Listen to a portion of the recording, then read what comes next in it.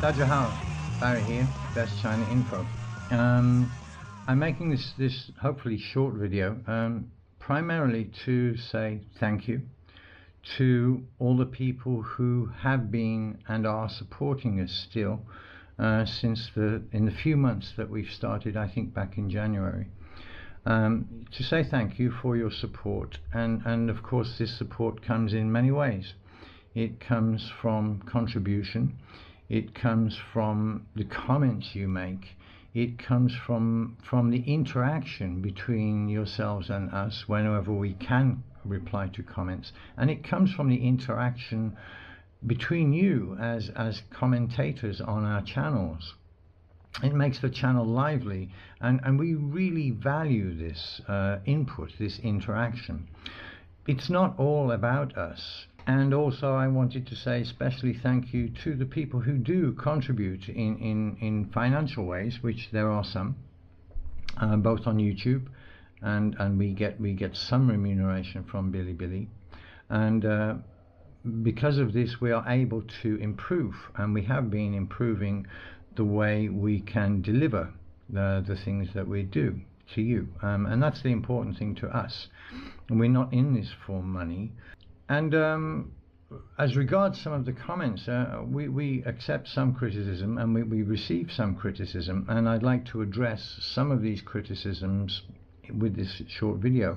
Some people have commented that I do what I do to make money or to become famous. Well, I have been doing what I do here on Bilibili and YouTube and Twitter for quite some time. Pretty much all of my adult life, since I was 16, since I first became aware of the geopolitical situations that exist in the world, and specifically I lived in the UK before living in America and Australia, but most of my life in the UK, and I was critical and have been critical of these, what I see as injustices in the world. And from a young age, 16, 17, I have been involved in music, and I've been a singer and a writer of songs, a guitar player sometimes in bands. And I would write and have written and still do write what you might call political songs. Songs that were, I say political in the sense of being critical of injustices in the Western system, as I could see it. A system that was not, in my opinion, ever and has never been for the people and by the people. It is a system that is for and by the millionaires, for and by the billionaires. And I have always been critical of this system. A song that we use quite often as an intro and an outro on some of our videos is a song called Two Worlds. And I wrote this song in, I guess, around 1987, after I came back from Australia. And this song is quite clearly about the wealth, and where the wealth goes in the West, the channel of this, the wealth that is earned from the backs of the poor people, the working people, and channeled upwards to the 1%, the billionaires. The song that you can hear recorded is probably recorded in 1993. The lyrics of the song speak of the reason for where the money goes, the reason why we have rubbish infrastructure in the West, why people aren't looked after, and it's because we need missiles, we need bombs, we need weapons, we need armies, we need to invade other countries because they are a threat to our way of life, they are a threat to this democracy thing. And I see these two systems, and I wrote about this back in 1987, two worlds. I see two worlds. As I look around, I see why two worlds in one can be. And this is the thing, and I have always done this. And I see the Western system, most of the Western systems, as being parasitic. It's a system that feeds off ordinary working people like myself, like you, ordinary people. The system of the West feeds off this. It is a parasitic system. The Chinese system doesn't work in the same way, and here's the basic comparison. And now I see this song in a new light, in a way. I see it as there are another two worlds now, and that is the Chinese way, communism, Chinese communism with socialist characteristics, socialism with Chinese characteristics, whatever you want to call it, but it is a system that I see that works. And I compare this to the West, and the Chinese system is symbiotic. It works in conjunction and side by side with, it is mutually beneficial for and by the people. The Western system is parasitic. So you have these two worlds. One is parasitic and one is symbiotic. The chief of the Hong Kong police made a wonderful speech. He's an admirable guy, as are the Hong Kong police as a whole, an admirable force for good. And he made this wonderful speech. What's his name? Kwok Yam Shu, I think his name is. And he must be a very learned guy, in my opinion, because he mentioned this genetic thing in the Westerners. These blue eyes. You got to beware of these blue eyes. And he said there's a genetic difference. There is an aggressive gene in Westerners, many Westerners. I'm not saying all, but in many Westerners there is an aggressive gene. And he mentioned this. Now, I don't see this aggression in Chinese people. China doesn't want to attack. It's not in Chinese nature to want to attack. And they will defend. China will defend itself. Chinese people, China will defend their families and their people and their country to the death if they have to. But they don't wish to attack. And here's this two worlds again, this basic difference. It's a genetic difference. I have both sides of this inside me. I used to box. My hero was Li Xiaolong, and I took up Kung Fu. I did Kung Fu when I was 14, 15, and then I started boxing, and I realized I was never going to be any good as a martial artist because I don't like hitting people. So that's my Chinese blood speaking. I would punch someone and then apologize and say, "I'm sorry, you okay? I'm sorry, you okay? I can't do it."